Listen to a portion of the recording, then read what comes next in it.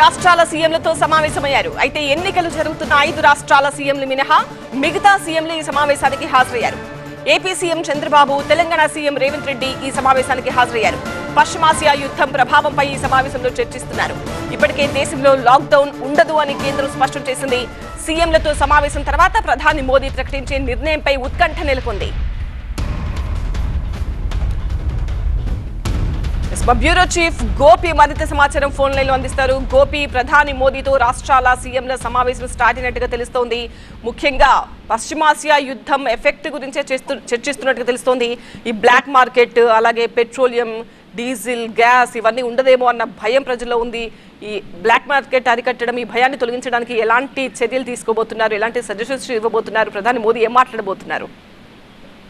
పశ్చిమాసియా యుద్ధ పరిస్థితుల నేపథ్యంలో దేశ ప్రజానీకానికి భరోసా ఇచ్చేందుకు ఇటు ప్రభుత్వం ఎటువంటి చర్యలు తీసుకుంటుంది, దానివల్ల ప్రజలకు ఎటువంటి ఇబ్బందులు, సమస్యలు కలగకుండా ఉండేందుకు రాష్ట్ర ప్రభుత్వాలు ఎటువంటి చర్యలు తీసుకోవాలనే అంశానికి సంబంధించి ముఖ్యమంత్రులతో ప్రధాని వీడియో కాన్ఫరెన్స్ ప్రారంభమైంది. తెలుగు రాష్ట్రాల ముఖ్యమంత్రులు కూడా ఈ వీడియో కాన్ఫరెన్స్ లో పాల్గొన్నారు.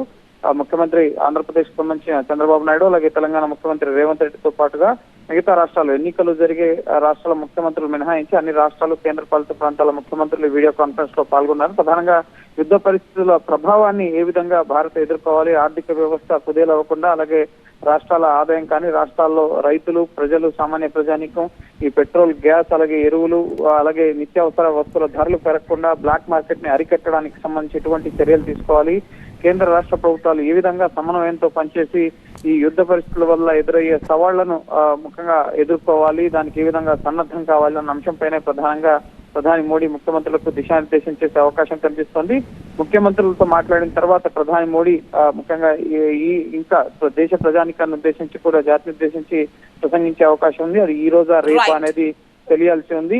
ప్రధానంగా యుద్ధ సన్నద్ధతకు, ముఖ్యంగా యుద్ధ సంక్షోభానికి సంబంధించి భారత ఆర్థిక వ్యవస్థ పైన, దేశ ప్రజలు ఇబ్బందులు పడకుండా ఉండేందుకు తీసుకోవాల్సిన చర్యలపైనే ముఖ్యమంత్రులకు ప్రధాని మోడీ దిశానిర్దేశం చేస్తున్నారు. రైట్ గోపి.